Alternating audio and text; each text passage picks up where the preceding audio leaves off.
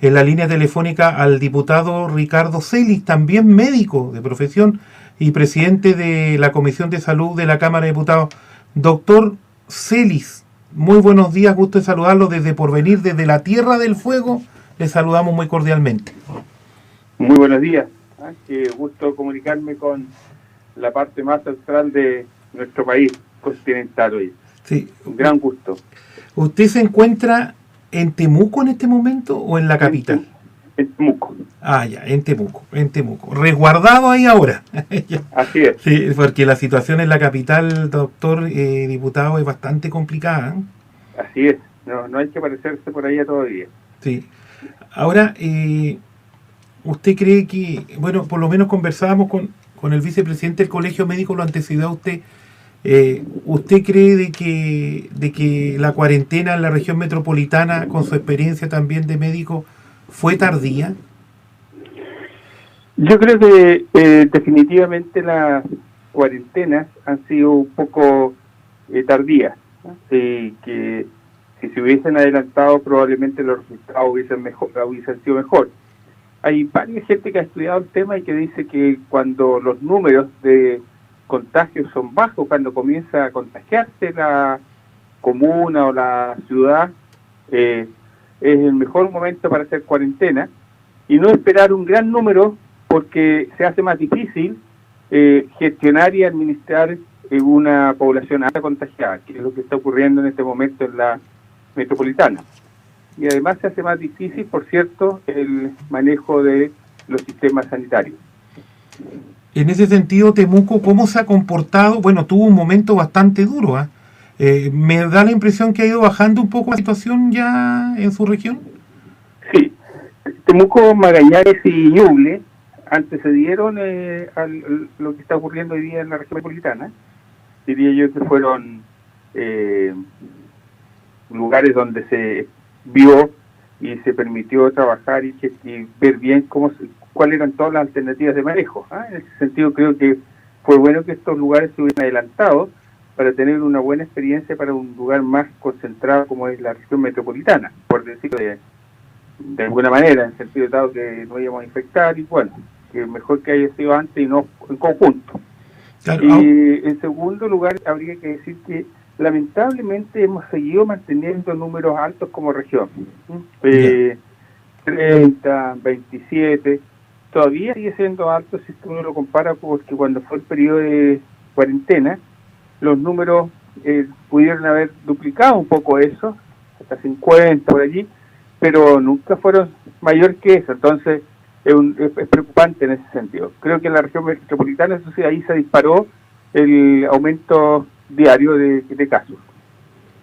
Claro, ahora eso significa también de que ahora, por lo menos en la Araucanía, las medidas, la gente ha entendido, diputado, la gente se ha cuidado en la Araucanía después que estuvieron prácticamente como los primeros del país al inicio, ha entendido realmente, porque la verdad que en todo el país uno de los grandes problemas que ha tenido ha sido incluso en algunos momentos mucha irrealidad de nuestra gente. Sí, lamentablemente habría que decir que no ha habido toda la comprensión necesaria de parte de la gente. Eso más eso tengo la impresión, y es lo que está más o menos instalado, que por eso se persisten estos números de casos diarios un poco altos, porque la gente persiste en conductas que debiesen evitarse. Sin embargo, hablando en favor de la gente, habría que decir que el Estado no ha tenido prácticas que permitan facilitar esta tarea. ¿A qué me refiero? Cuando los adultos mayores se siguen pagando de la modalidad que lo han hecho y no se establecen otras filas para ir a pagarse, por ejemplo, o cuando las ferias siguen circulando, como que aquí no pasara nada, sin ningún mecanismo de restricción. Yo creo que son cuestiones que facilitan que la gente considere o relativice las medidas. Ahora, en ese sentido, ¿cree usted, por ejemplo, de que como se rehabilita, como usted dice, la medida y todo, también han habido situaciones que igual rayan en que igual uno va a tener contacto con la gente. Por ejemplo, el tema de la situación de esta famosa entrega de canastas. Yo no sé si usted ha visto en la capital que prácticamente igual ha salido gente a la calle, la entrega es lenta, y eso también significa de que siga existiendo contacto. Es un buen ejemplo también. Claro. Es difícil pensar que aquí no va a haber ninguna relación entre las personas, porque los seres humanos funcionamos en comunidad y tenemos actividades comunitarias y tenemos actividades. El otro día tuve una urgencia en un ojo y tuve que ir a un centro oftalmológico, un lugar para mi atención, y había harta gente, bastante gente. Me di cuenta cómo se estaba manejando, puse atención, se estaba manejando de buen modo. Entonces es difícil pensar que no vaya a haber ninguna actividad. Actividades van a haber. El tema está que cuando se hagan esas actividades se tomen el máximo de medidas de precaución para no contagiarse. Entonces yo creo que allí radica el punto, pero en las medidas donde el Estado puede facilitar las cosas, por ejemplo en la entrega de cajas, que yo encuentro que ahí hay una situación complejísima, porque hay mucha mano metida entre medio, ¿cierto? Mucha manipulación de el que pone dentro de la caja, el que embala la caja, el que entrega la caja, etcétera. Entonces hay una cadena muy grande. Allí es donde hay que tomar el máximo de medidas, y en ocasiones el Estado no ha tomado todas esas medidas.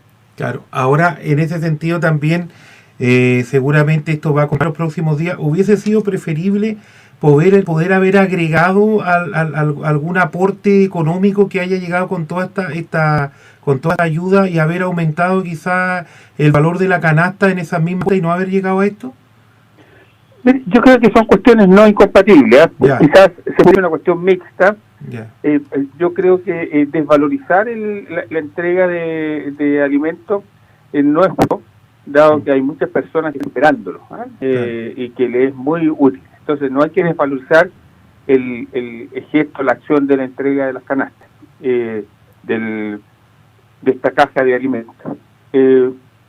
Los mecanismos como eso ocurrió, todo eso es conversable, pero un tema administrativo. Pero el hecho mismo de la entrega me parece una cuestión valiosa.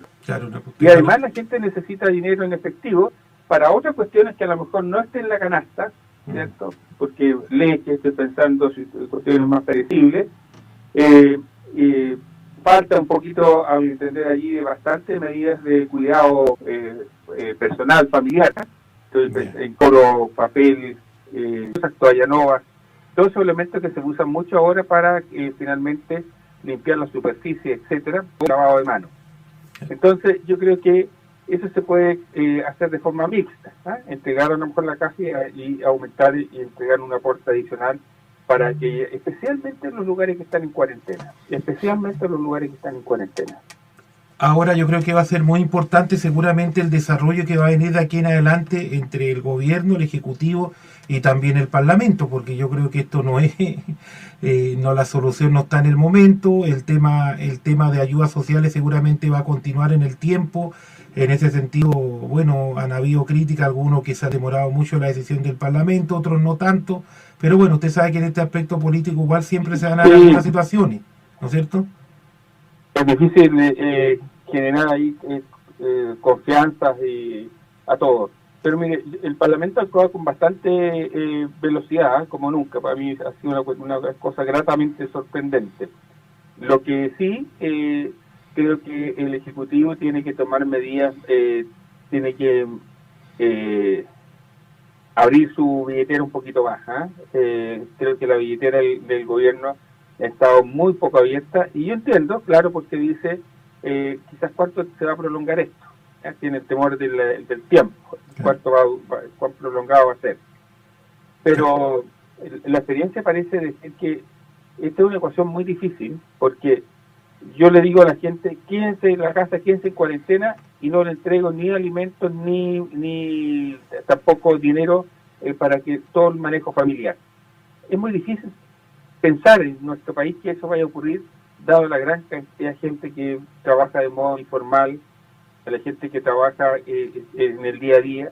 Hay grupos de personas que han quedado totalmente fuera de todo tipo de relación laboral, como por ejemplo los transportistas que transportaban a los niños al colegio, la, acá hay centros de camioneros o que están en la carretera, también han quedado en una situación compleja.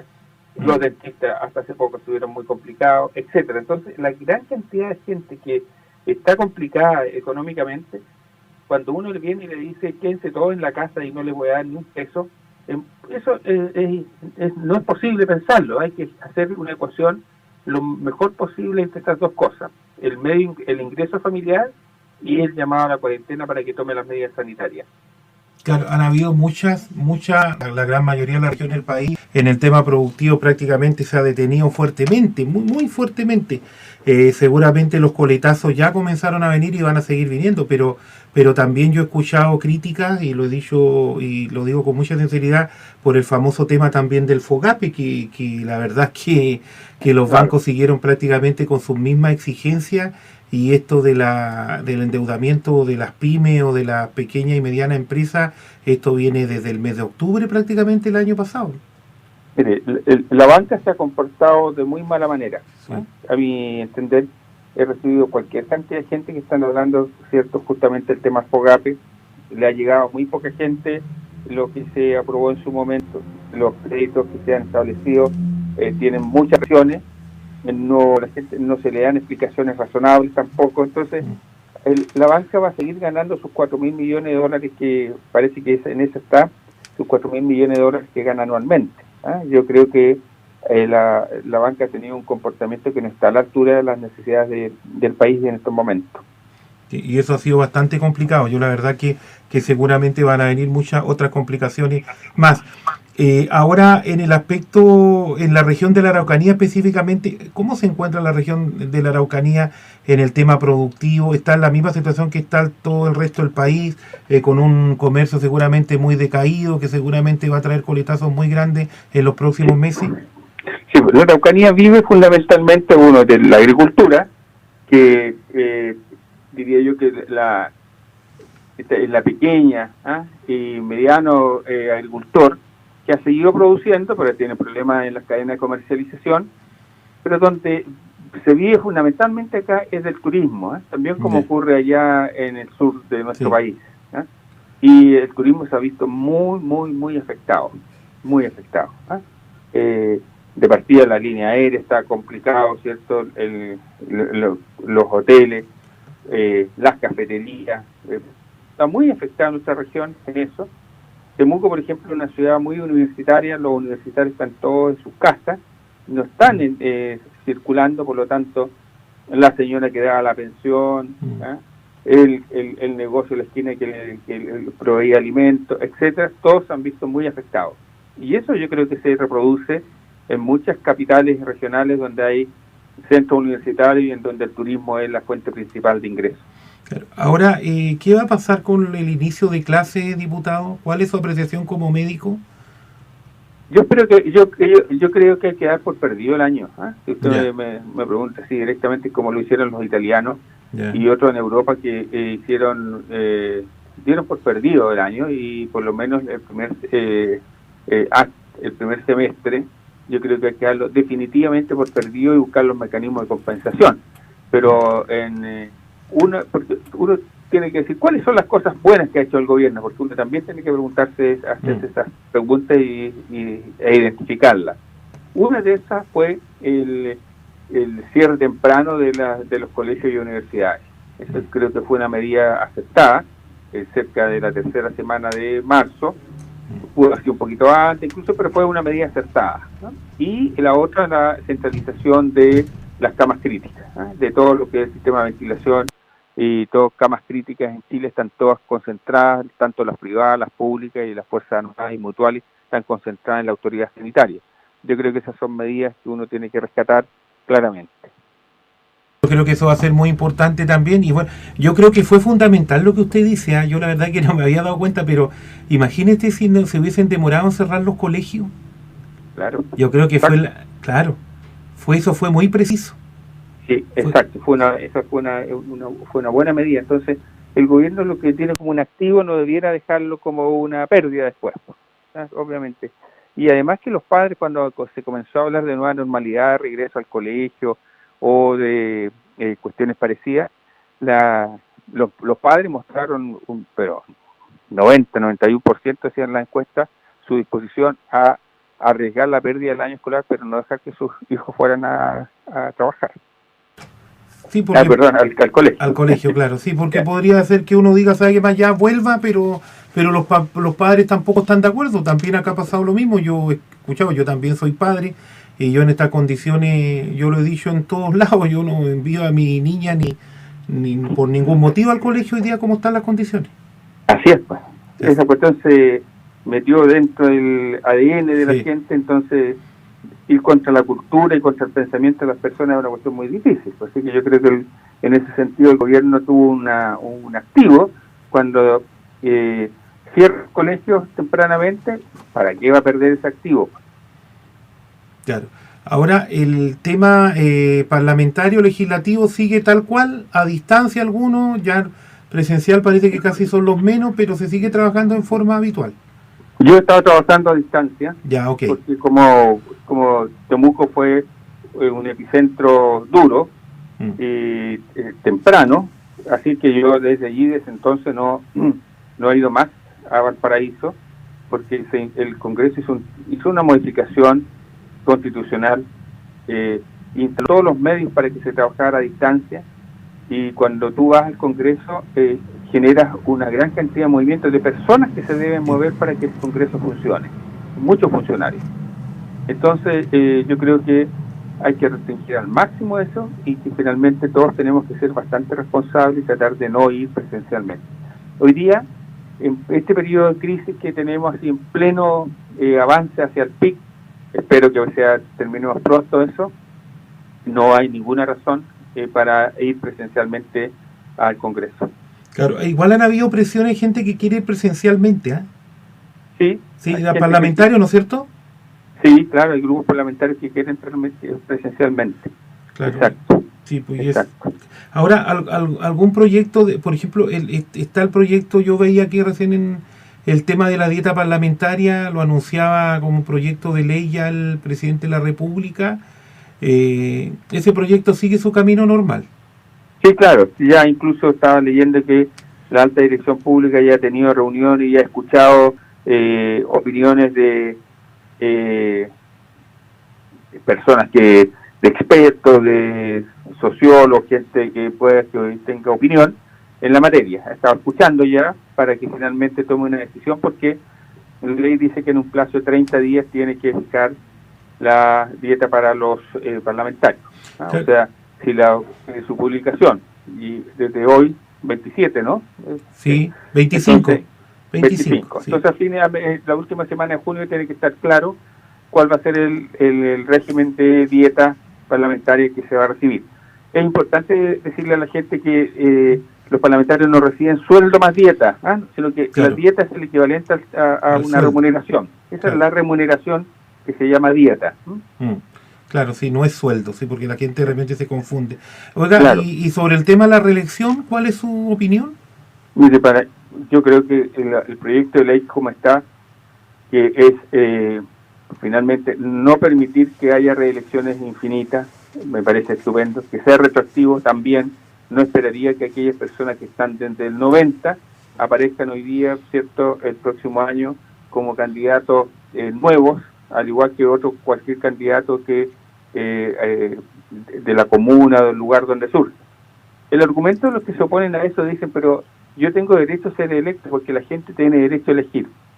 Pero el punto es que quienes eligen a los candidatos son los partidos políticos. Claro.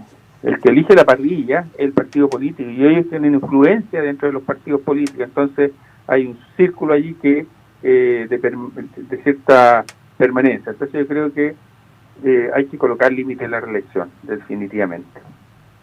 Claro, y eso, ahora, yo he escuchado a algunos parlamentarios, senadores, que dicen que el proyecto no va a pasar en esas condiciones. Yo no sé si será cierto, bueno, usted sabe que, pero que la idea que quieren, la idea que yo creo que se está especulando es en el sentido de que, claro, de que exista eso, pero que no sea retroactivo. Claro, porque son los que están, los incumbentes, son los que tienen que ver en el cuento. Claro. Y es un alto quórum en que se necesita. Sí, un alto quórum. Bueno, yo creo que tendrán que responderle al país después. Claro, después claro, pues, va a ser un tema súper complejo, sobre todo en los próximos días, porque se ha ido alargando eso en el Senado, ¿ah? Sí, En la Cámara de Diputados fue muy rápido, demoró muy poco, pero en el Senado, que el martes, que el miércoles, que la próxima semana, que... Sí, claramente hay un tema allí que no quieren ver el tema, ¿no? Sino claro. hay que ser muy ingenioso para darse cuenta. Claro, no hay que dar. Oiga, allá en Temuco me llega una pregunta acá, mire, vía WhatsApp y se la voy a consultar. ¿Existe alguna situación de algún bono o existe algún proyecto de ley que tenga relación con la regulación de la leña en las estufas de calefacción? Sí, si hay un proyecto de ley o si hay un bono. O sea, si hay un bono o también hubiera algún proyecto de ley para eso, para ir en ayuda de eso.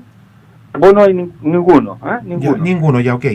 Ninguno. El virus, donde hay contaminación del aire, el virus, eso ha demostrado la experiencia internacional, cuando hay contaminación del aire por material particulado, los resultados en morbilidad y mortalidad, en enfermedad y mortalidad son más malos. Ya. Yo y un grupo parlamentario presentamos un proyecto para que en aquellas viviendas de mayor valor, de mayor canon, expresado en lo que tiene que ver con la transacción fiscal, de alta transacción fiscal, no puedan usar leña, diseñadamente, para contribuir a mejorar la calidad del aire, que en este momento está pésima, llena de smog, aire contaminado en niveles altísimos. Y allí, si tú sumas el frío, la contaminación, el coronavirus, los resultados, particularmente en adultos mayores, pueden ser muy, muy, muy malos. Claro, entonces se está buscando eso de que, claro, y en Temuco realmente es súper fuerte el tema de la contaminación.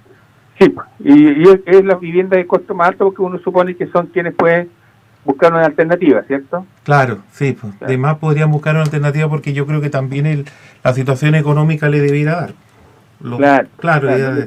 No le puedes pedir eso a la gente que tiene pocos medios, que no tiene otra posibilidad, y ahí yo creo que el Estado tiene que ir claramente con leña seca. Claro. Derecho. Claro, derecho.